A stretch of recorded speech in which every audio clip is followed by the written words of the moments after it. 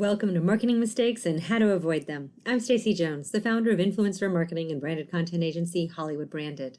This podcast provides brand marketers a learning platform for top experts to share their insights and knowledge on topics which make a direct impact on your business today.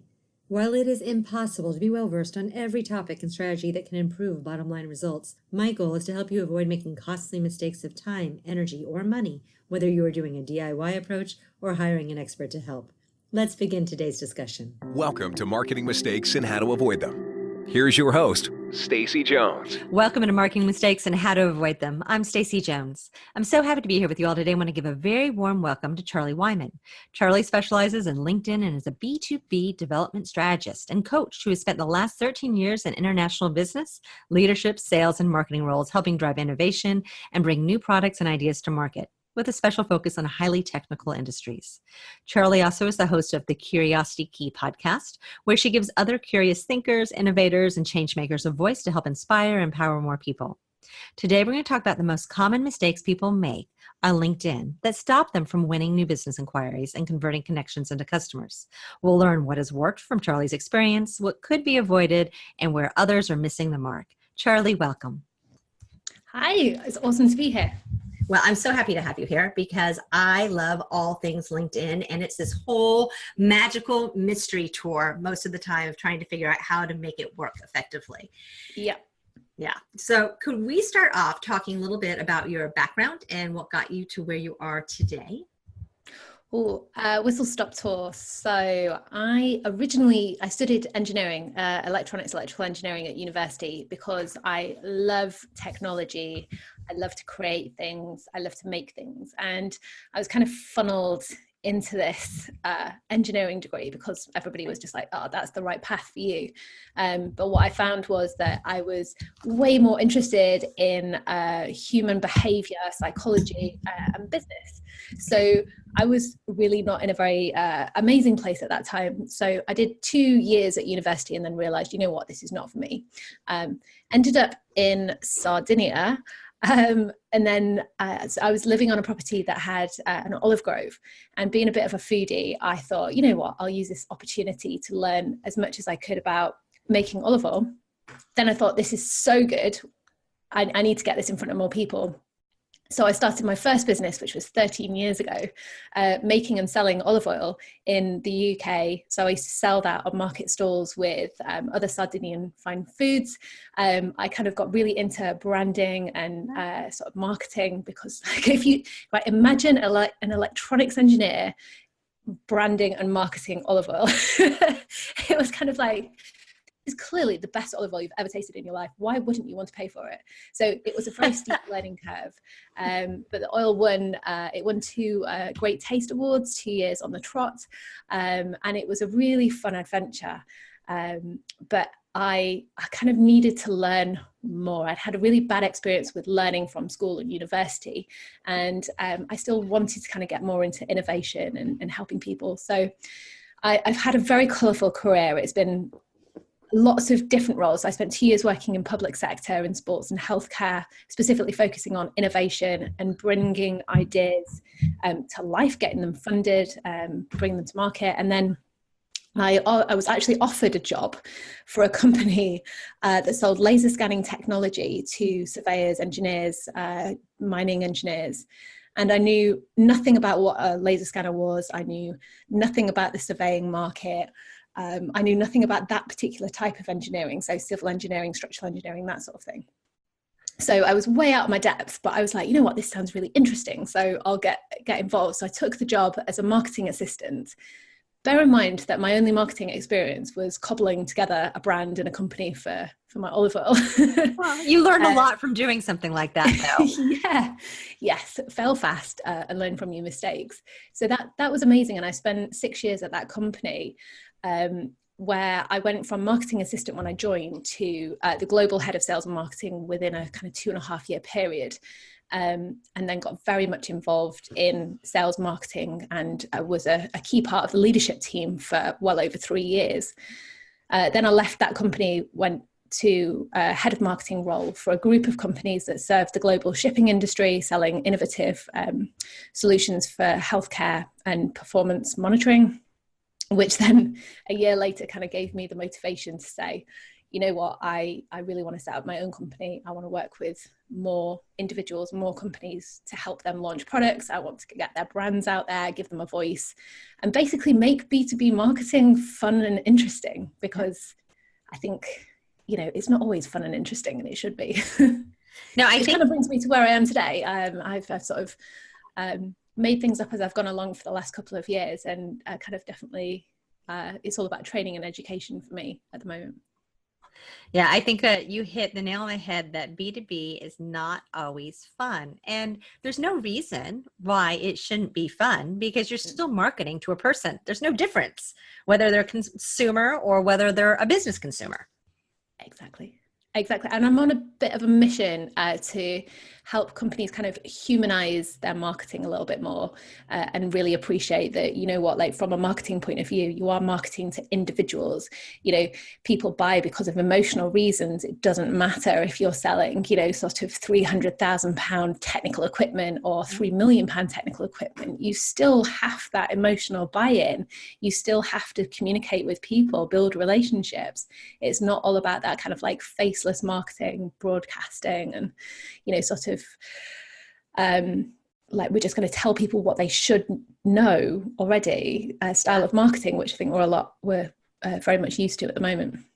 Yeah, it's interesting. With Hollywood Branded, my agency, we do a lot of B2B partnerships for brands, and people don't think about that because we work with movies and TV shows, and just as much as we could put a car in or a watch in or any sort of consumer driven product, a lot of times we'll put in roofing materials like GAF, which is specifically targeted to a buyer who's buying roof. It's a B2B, right? Or law books that are going to the legal industry, and we've found ways that we actually make it fun to interact and connect with a brand that other people otherwise would be it's very boring. It's very staid. It's very matter of fact. So I love that that's what your mission is as well. Yeah. Yeah. So LinkedIn, I know this is like your favorite tool. Yeah. Why do you love it so much? Why do you think it's like this godsend of marketing for B2B companies? Well, I attribute a lot of my success to LinkedIn, because I think if I look back, I didn't finish my engineering degree. I'm not a trained marketer. I've never done a formal marketing qualification. I've been on the odd few sales training workshops, but I'm not kind of specifically trained in that yet. Somehow I managed to go from just being a marketing assistant to running the sales and marketing for a global company, and then getting a job as the head of marketing for a group of companies. Mm-hmm. And all of that is kind of through LinkedIn. And my sort of methodology is all around curious thinking, because I'm a very curious person. It was the inspiration for starting my podcast. And I teach a lot of people to kind of like unleash their power, the natural power of curious thinking, to do more, because it's all about asking questions and being interested in what the people that you are talking to does and is about. And my agenda as that marketing assistant, if I go back sort of 11, 12 years ago, was never to become a head of marketing or head of sales, whatever. It was never to sell. It was to find out how I could help people be successful through whatever it was that I was doing. And I used LinkedIn to originally, I was just making it up as I went along. And I was sort of traveling the world, going to all sorts of different B2B events in the mining industry, surveying industry, sort of talking to engineers and very sexy industries. Oh yeah.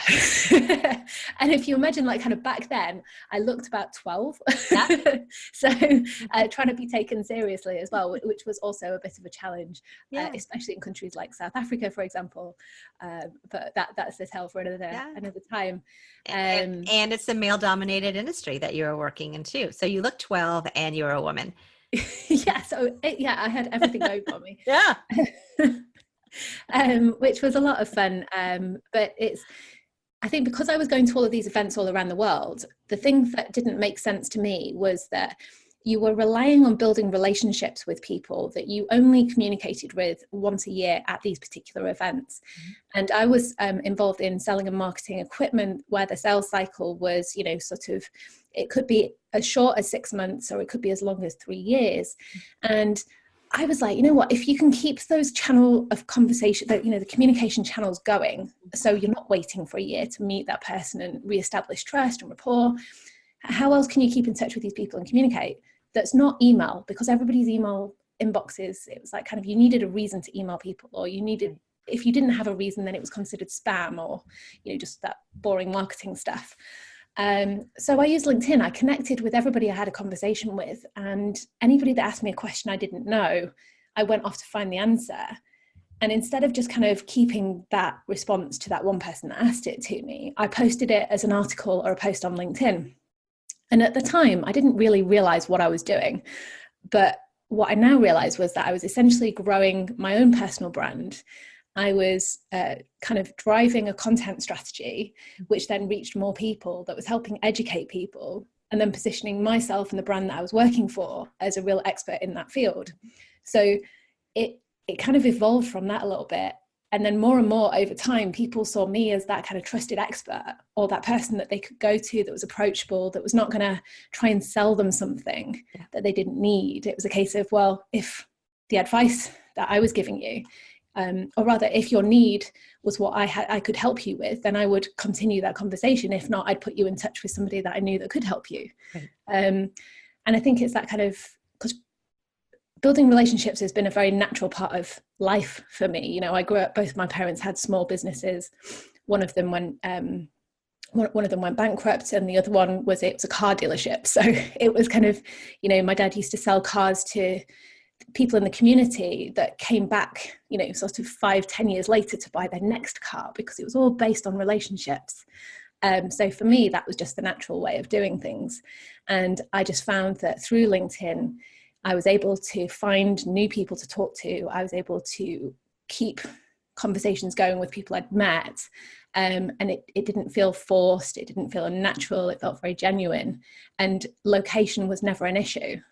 Whereas like working for a global company, location could, it was a bit of an issue. Right. So that brings us to LinkedIn today. Yes. So it obviously is a platform that I think most of our listeners probably at least have a username on, most likely. Yeah. But most likely too, they might not be utilizing it quite to the extent they could be. Mm-hmm. So where is it that people could be better utilizing LinkedIn? Very good question. We were talking about people buying from people as a first initial step. Yeah. So everybody should have a LinkedIn profile, and also understand that users of LinkedIn are using the platform for one of two different reasons. Mm-hmm. They're either on the platform because they want to grow and develop a business, or they're on the platform because they want to grow and develop a career. Mm-hmm. So if you even look at people that are, either involved in recruitment, in sales, lead generation, whatever, they're trying to achieve one of those two different goals. You can always track it back to those two things. So you have a very captivated audience, you have a very focused and specific audience, and you also have an audience that's not distracted by family photos, cat videos, groups about, organizing sports meetups and things like that as well. So it's very focused and very targeted. Back onto the fact that people do business with people is that on LinkedIn, if you are in a marketing role or a sales role and you're communicating with people as an individual, your target market are much more receptive to talking to you because they're not talking to a faceless brand, they're talking to an individual. Right. So the first thing to do is to make sure that you have a profile that speaks to the audience in which you want to communicate. So actually understand, who do you want to start conversations with on LinkedIn? And does your profile speak out to that particular type of person? So instead of like the historical perception that your profile is an online version of your CV or your resume, instead look at it as like, how can you set yourself apart? How can you identify or rather, how can you make it as easy as possible for your target market, your target audience, to understand that you want to speak to them and why they should take time out of their day to connect with you or send you an inquiry or speak to you in the first place. And that, I would say, is the main focus, which is get that profile right. Because if you do nothing else on LinkedIn, people, especially in your target market, whether you're a marketer, you're an entrepreneur, you're a business owner, whatever, people will be looking you up on Google and on LinkedIn and then going to have a look at your profile. Right. And they will be assessing how credible and trustworthy you are. It will be another one of those kind of tick box exercises at the very least. Yeah, I know that as an agency owner and an employer, like whenever someone is doing a job inquiry with us, the first thing I'm doing is looking at their LinkedIn profile. Yes. And then same thing goes if someone wants to do business with me and they email, one of the first things I do is look at their LinkedIn profile. So I'm very driven to learn more about people by opening up LinkedIn, doing a search and seeing how many followers they have, how active they are in the platform, if they ever comment, and reading more about their bio and seeing if they actually spent some time. And of course, actually a lot of times just seeing their picture and just trying to figure out who it is I'm speaking with or about to speak with or about to meet with. Yeah. And I used to use that a lot from events, because I used to arrange and set up meetings before I went to the events, because I think B2B events, we talk about B2B marketing being very boring and it doesn't need to be. B2B events, it's like there are so many things that companies get wrong at events. One of which is that they turn up at the event and then hope that everything's going to go right. They're going to start all these conversations. Whereas from my point of view, if you can put in the effort beforehand, set up those important meetings before, so you're at least guaranteeing them, it just makes your life so much easier. And then you can get a lot more from that particular event. But when you're doing that, in my case, because my name is Charlie, especially internationally, Charlie is not a common female name. So what I found was that if I went to meet with somebody, a common misconception was that people are expecting to meet with a man. Yeah. Which is always like, no, you've got me, sorry. I had that before I looked at your picture on LinkedIn, because that's where I went to learn about you before this podcast. Exactly. And I always get, oh, dear Mr. Whyman, and I was expecting to meet a man. But also I'd probably say about 50% of the people that I went to meet that didn't make the mistake that I was going to be a man would actually look me up on LinkedIn, because they would look up to see who they were expecting to see, so they know what to it's like, they know who to look out for, who's coming to meet with them. So yeah, having a profile photo that looks like you as well is just so important. But it's just another way that you can really leverage the tool. There's so many opportunities that businesses can leverage LinkedIn. It's a free tool, and it just makes the whole business development process so much easier and so much more human. And you don't need to be paying for premium. You don't need to be paying for LinkedIn Sales Navigator. You can do a lot with the free version. Yes, there are advantages for having the paid tools, but you don't always need them. So yeah, I think that's kind of why I love it so much, because especially when you go into business for yourself, or especially if budgets are tight, you need to be able to leverage as much as possible without spending huge amounts of money on your marketing. And so many companies don't utilize LinkedIn, and it's this free tool that puts them in front of their ideal market. So there's two different things though. You can have your own profile. So like with Hollywood Branded, I have Stacey Jones, CEO, Hollywood Branded, her profile, right? Then I also have the Hollywood Branded business profile. Can we talk a little bit about the differences between those profiles and what people use them for and how to best leverage? Absolutely. And like getting a bit geek, I'm a raving geek. Geeky's good. I think the technology side of things, I'm like, oh, I'm such a geek. But LinkedIn have released quite a few different updates to LinkedIn company pages recently, which are making them a bit more of a focus than they've ever been. Because my recommendation is to always focus, it's that 80-20 rule. Focus 80% of your efforts on your personal profile, building that personal brand, building those individual relationships, investing your time in people, and then 20% of your effort on your company page. And then if you're a marketer, you're running marketing teams, or if you're running sales and marketing teams, make sure that you are also understanding how your employees can advocate for your company page and actually use the people working for you to promote your brand and to bring that human element to it. So in terms of your company page versus your personal page, the same rules apply. It's all about engagement. All about engagement. The more you can understand what motivates and drives your target market, and you engage with those behaviors, the more you will get your brand across, the bigger the impact that you will have on your target market. One of the biggest mistakes I see people make on their company page is that they use their LinkedIn company page as a driver for website traffic. So it's like, oh, I'm just going to post a link to a blog post every single day or once a week to try and get more traffic to my website. That's not why people are using LinkedIn.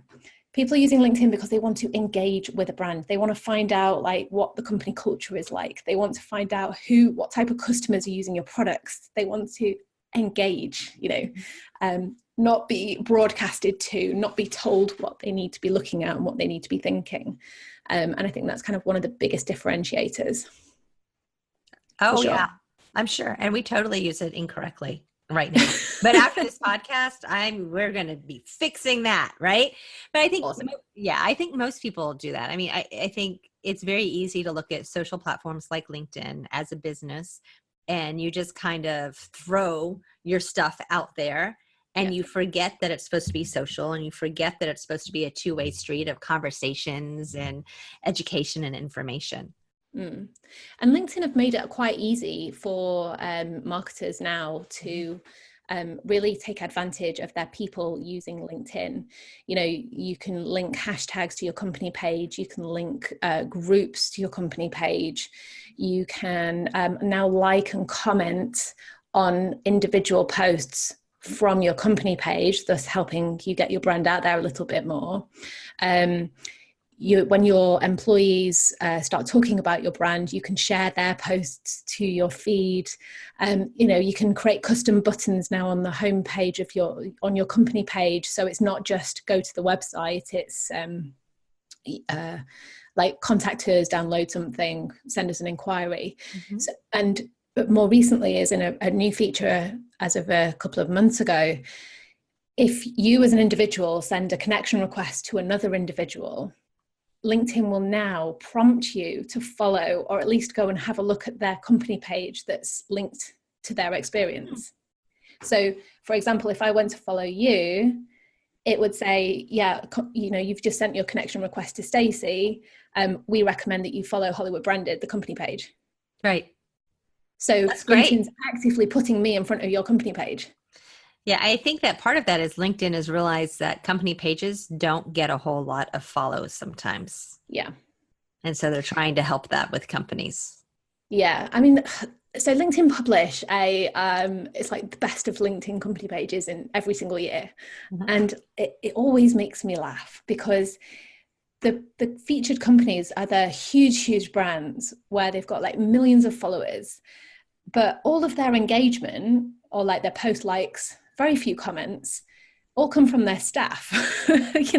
So it's like, well, they're not really engaging with their target market. They're just telling their staff what they should like and what they should comment on. So you're saying if you have 1,000 people who work for you and you require that they like and post on your company page, all of a sudden you'll be a top 10 LinkedIn page. Yeah. And it's just like, well, it's not quite how it works. Right. A client of mine, I always use them as an example, because, there's a business that's been around for 40 years, an innovative business. They've got offices worldwide. They've got a strong community, like partner community, reseller network. They only have 3,500 followers on their company page. So if you compare that to some of the bigger brands, then it's not a huge amount. Mm-hmm. However, they don't spend any money on advertising, but they get over 50,000 impressions on their posts. They get lots of comments and lots of likes from people that are existing customers, existing partners, and also prospects. So they're getting inquiries as well. They get, sort of over 300 clicks back to their website per month, just from that custom button at the top. Mm-hmm. And it's that they're building that brand, they're growing their brand value, they're engaging with their community. And I think, marketing has changed so much over the years, and a lot more brands are acknowledging that individuals want to be part of a community, and brands can create those communities. Yeah. And also that's kind of like where a lot of brand loyalty comes from as well. And for me, you can do that through a LinkedIn company page, and there's a lot more opportunities now than there have ever been before to utilize and leverage LinkedIn company pages.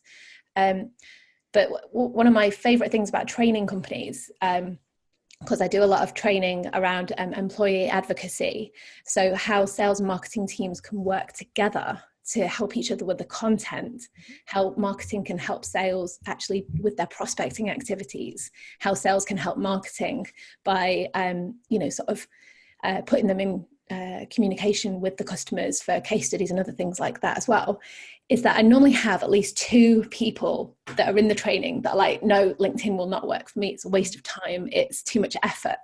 And at the end of the training session, they're like the biggest users, and they're like, yes, I can completely see the point. And then after that, they're engaging, they're talking, right. They're posting really innovative content that really does hit the mark. It's really engaging. And that's what I love to see all the time. I love it. You mentioned a minute ago that, getting your employees, not necessarily like these Fortune whatever companies where they have 1,000 employees liking and commenting, but getting your employees involved in your company pages. What are some of the best practices to do that? And, quite frankly, employees are not always, I think we all know this, quick to jump on the bandwagon of another thing they have to do. Yeah.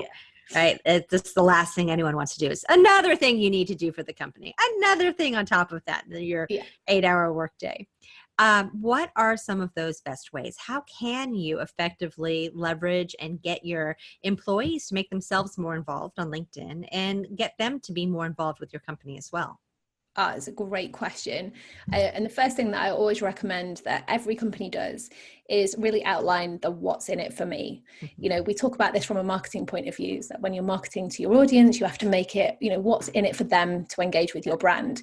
It's exactly the same when you're looking internally, because internal marketing is also just as important.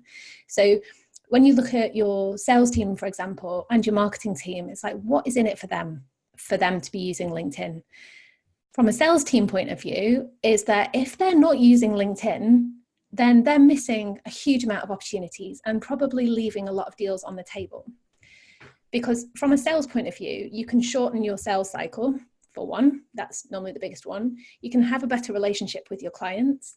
You can address objections and follow up with your prospects a lot easier, a lot less like demanding and forceful. So there's a lot more tools available that you can leverage from that side of things. Mm-hmm. And also you can use it as a way to keep in touch with your marketing team without marketing constantly hounding you for information. Mm-hmm.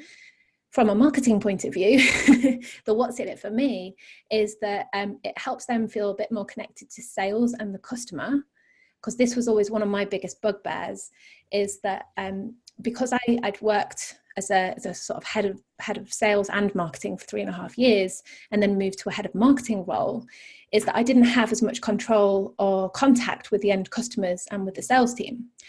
And in my opinion, that you are a much better and more effective marketer if you speak to customers, if you understand objections, and you really get into the behaviors and the motivations of your target market. You can't do that from the sidelines. So companies need to let their staff know what's in it for them.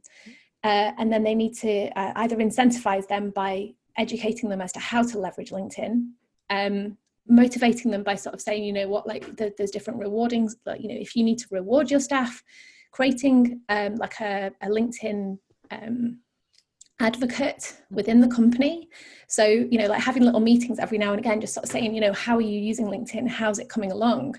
Because one of the biggest barriers to individuals using LinkedIn is not actually how to use the system. It's implementing regular habits and being consistent across the platform. So the more consistent you are, the more visible you'll be, and the better the brand and the trust and the visibility, that you will have.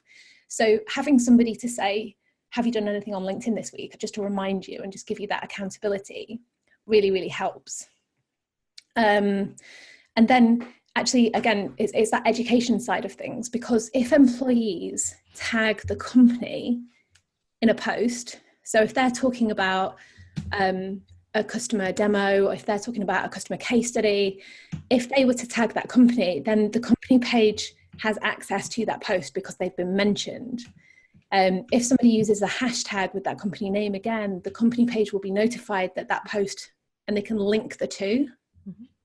So it's just like that kind of education as to the little things that they can be doing to then help the marketing team get visibility as to what sales are doing, and also for sales to then get visibility as to how to get in front of the target market and, you know, jump on those sales opportunities. Because a lot of times, like, prospects will be commenting on some of these posts, and unless you've got somebody from sales taking advantage of those, you're going to be missing those opportunities. Right.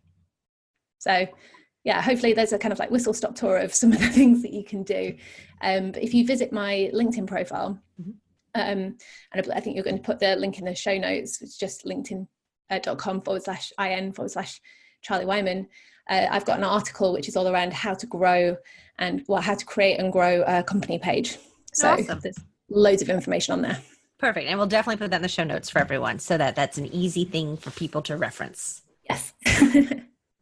So when you were talking earlier about, you know, it's interesting. You have the same strategy as I had. We started our blog back in 2012. And the reason I started it is I would have a conversation with a potential client or an actual client, and they'd have something that they just didn't get. And I'd be like, oh, they're not getting it. And I could have talked until I was blue in my face about it, and I don't think they necessarily wanted to listen. Or I took another approach where I would write them an email and I would explain everything to them. Yeah. And when I would write these emails, I'm like, wow, this is really cool content, because this one person is asking me this question and I have this awesome answer that I've prepared. What can I do with it? And so I turned those into blogs. Eventually those got turned into podcasts, and we have a super active blog on our website. I mean, we get, which for an agency, I mean, we get over 20,000 reads a month, which is fantastic for us. But that doesn't necessarily correlate back over to LinkedIn, because we are that agency. We are that company that does exactly what you said not to do, where we post up and here's the blog. We wrote this, you know, today. Every day we have a new blog. Here's our blog. Here's a blog. Here's a blog. Here's a blog. So I know LinkedIn has really developed themselves to be able to be the content holder. So instead of linking out, LinkedIn actually values content that is created and posted on LinkedIn, whether that's a video or an article. Is that something you would suggest doing, where you, let's say you actually have created lots of content? Would you suggest bringing it into the world of LinkedIn? Or do you think you need to create totally new content for the world of LinkedIn? If it's still relevant and if it's still timely content, then absolutely bring it into the world of LinkedIn and start to leverage that. And I think that's another way that you can, really help your employees, because from a company page point of view, you can link back to articles that your employees have written and published on their LinkedIn profiles. So from an employee point of view and a personal branding, if I'm the employee of a company and I write an article that's very specific to my industry, my area of expertise, it helps me set myself up as a thought leader in my industry. It helps me build trust and credibility. And then also the marketing team can then link back to the article on the company page, which then helps your overall market understand that you value your staff, the intelligence of your staff, and you're not sort of being penalized because you're linking within LinkedIn. So you're helping promote the intelligence of your staff, which I personally think is a wonderful thing to do. And I think a lot of companies really miss out on the opportunities of really enabling and empowering their staff to really showcase their skills and giving them the tools and the resources and the support that they need to be able to do that. The companies that I've worked for in the past, I've worked with some incredibly intelligent people who are thought leaders in their field. And it was just a case of finding out how I can then empower them to be able to write their own content or help them write their content that showcase those skills, that put them up there. So it's not about the company wanting to be the brand ambassador. It's the company that wants to empower its staff and put its staff out there a lot more as well. So yes, creating content within the LinkedIn platform is very important, especially if you upload native video. So if you upload video directly to the platform, if you upload article information to the LinkedIn Pulse blogging category.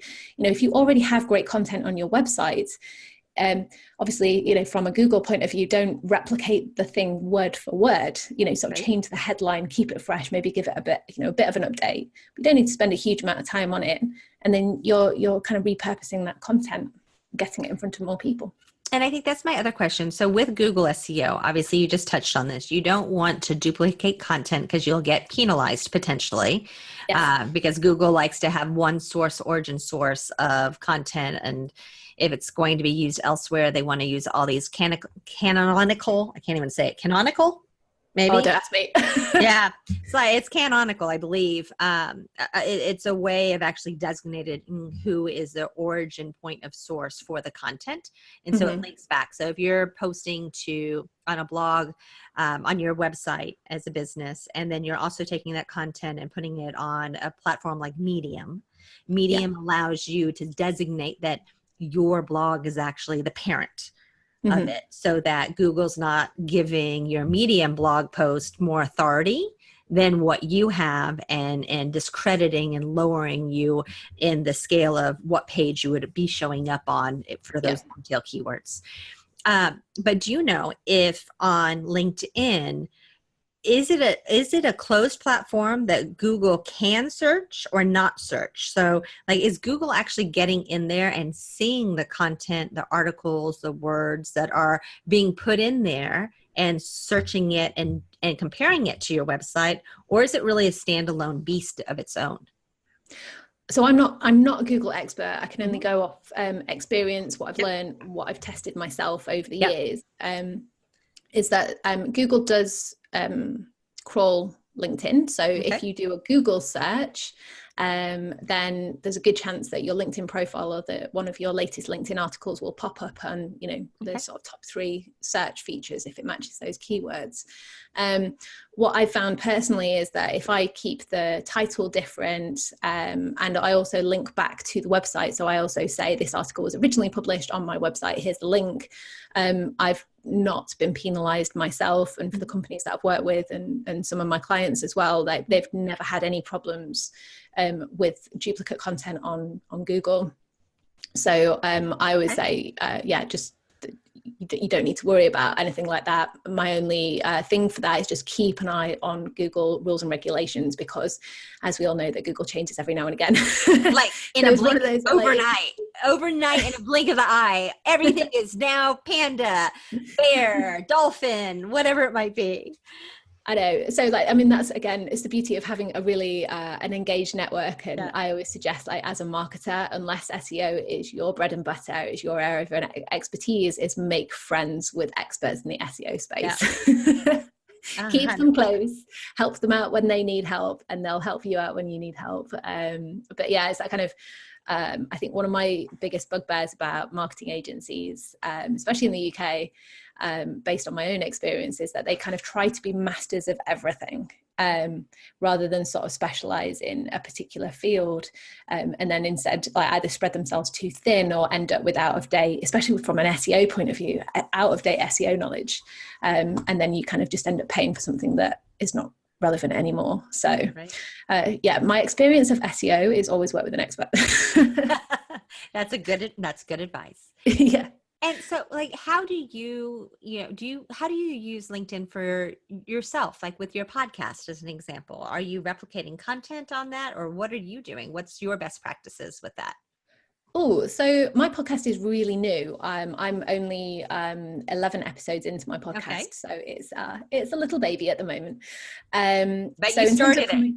You started, and that's all that matters. Yes, I have started it. I talked about it for way too long, and now it's just you know what? I'm going to get it going. It's all good. Yeah.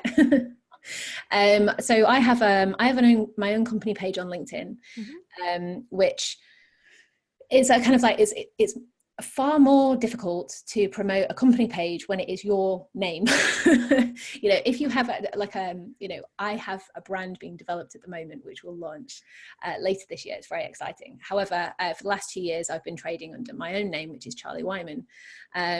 so what I've done for my podcast is I've created a showcase page. So if you are a brand or a company and you target lots of different market verticals, you have different product offerings, then you can have a main company page that represents your brand, but then you can also create showcase pages, which I've kind of had a bit of a bad rep recently. It's very difficult to build engagement, but I've started to sort of see a trend where they're getting a little bit more. So my showcase page has only existed for about 6 weeks now, and it's already starting to pick up traction slowly, but it is picking up traction. Mm-hmm. And also then it enables me to share podcast content without then diluting the content I'm posting on my personal page and my company page, because it's not all the same. It's not the same kind of, it is the same target market, but it's not the same sort of content that I want to be promoting across all platforms. Because I also don't recommend posting the same content across every single platform to try and reach more people. It's a case of understanding how people interact and use each different platform and how you can tailor that content to suit each different audience. Mm-hmm. So I do think share your content, because the best part about LinkedIn as well is that you can tag your guests in. So for example, I could put out some content this evening that basically says, I have just been on this great podcast with Stacey from Hollywood Branded. I could tag Stacey and I could tag it Hollywood Branded, the company page, into that post. And you can then like or comment on it from your company page and from your individual post as well. So it's kind of like you're still getting the message across and you're still promoting those two things. But it's more, again, it's that understand the human element of it, because again, people, when they're using LinkedIn, are less likely to then sit back and listen to a full podcast episode, mm-hmm. but they may want to, discover new podcasts that they can then add to their list, or learn a key takeaway from a podcast interview or something like that. And it's just a different way of sharing the information out there. Right. So cutting down snippets of a podcast interview or creating quotes that were said, or a lesson takeaway from that is probably more in line with the audience who's engaging with LinkedIn as they're bouncing around. Yeah. Same with video and things that on LinkedIn as well, that when users are digesting video, watching video, a lot of people will be watching it in a busy space. So either when they're on the move in a public area, or whether they're sat at their desk in an office. So it's always good practice to include subtitles on your videos and to try and keep them short and sweet. I was quite lazy when I first got going with video, and didn't use subtitles, whereas like now for all of my videos I try to use subtitles and they perform a lot better. So that's good to know. Yes. But the same with so there's a really cool app called Headliner.app, mm-hmm. Where you can create audiograms for your podcast, which I've literally just started exploring. So I haven't shared anything yet, but you can create like 1 minute snippets or up to 10-minute snippets of your podcast episode. And then, add graphics, add subtitles, make it a little bit animated. It's just another way of engaging people with what it is that you're trying to do. Yeah, we also used and have used over the last couple of years Wave. I think it's something similar. WAAVE, and that allows you to do some of that as well, which is even if you have an audio podcast, which is not video, you can lay in graphics, or it will give you some neat little you see the sound bars going up and down, so you have something visual versus just static nothingness. Exactly. And we're all we are all curious beings. We're all very naturally curious beings. So, like that little bit of movement that kind of distracts you, it just helps you become noticed a little bit more. And I think in terms of the being noticed is that, and it's one of the biggest mistakes that I see people make on LinkedIn, both on company pages and personal profiles, is that it's all statement driven. So a lot of LinkedIn users make it all about them. So all of their content is me, rather than what I say is it should be you. So it should be all about the people you want to start conversations with. Mm-hmm. You should make it all about the other person, not about you, because nobody, in the nicest possible way, nobody really cares about you. They just care about how you can help them or what it is that you can do for them. And, understand what sort of content in what type of format do your market consume the most.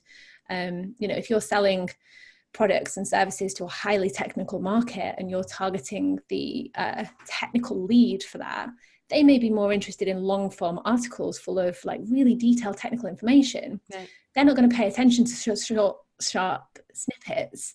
So it's the same. It's like, but another audience, if you're targeting C-suite, you will adapt that content to target C-suite. They're not going to be interested in all of the technical detail. They'll just be interested in how that product can help make them more money, save them more money, solve problems and things like that. So the more you can understand who you're targeting, and the more you can target your content at that audience and make it about them and not about you, the better you will do. And do you have any knowledge of how much posting is too much for LinkedIn? I think, again, it depends on the audience. It does depend on the audience, because in highly regulated markets, in highly technical markets, you don't really need to be posting more than once a week, really. And also, people in those markets are less likely to like and comment on your content. I think it's a very traditional old school approach that if they were to like and comment on your content, that's a kind of public endorsement or approval for it. So they don't do it, which doesn't help the algorithm, because the algorithm considers good content the more people that like and comment. So, right. I always say to anybody, if you're listening to this podcast or if you follow my content in any way, if you like content that people are putting out, give it a like at the very least, or put a comment on it or something, because then you've got more chance of seeing that person's content more often. So again, it's understanding how frequently your target market are likely to be using LinkedIn. Are they likely to be daily users or weekly users or less? If you're targeting entrepreneurs, then post every day, because a lot of entrepreneurs are daily users of LinkedIn. Yeah. Personally, I advise against posting more than once a day, because I just think that's a bit spammy and it's hard to maintain quality of content if you're posting more than once a day. But it's whatever feels right for you. If you can put out quality content that's relevant, that's engaging, that's timely, then crack on. Yeah. And then another thing that I'm going to say that I've learned recently from LinkedIn, because I've been trying to spend a little bit of time of all social platforms. LinkedIn is the one I'm going to, as a business owner, actually try to spend time with. Even I don't do Instagram that much, and then I really don't post on Facebook except for celebrations that my husband and I are having, or friendships that are coming together and we're seeing each other. I mean, that's what we use it for. But with LinkedIn, I love actually going through and reading what people are posting in their articles or their comments. And I found that when I actually comment back, and I don't just say, hey, yes, great, love your article, love your thought, but actually give feedback and my point of view to what someone else is saying. Sure, the person who I wrote that on, maybe they're a sales target for me, for our company. But what I've actually been finding out, it's less about them being a sales target and more about other people seeing my comment and reaching out to me because of my content that I wrote and the comment I said, and connecting and saying, hey, liked what you said, would love to explore blah, blah, blah.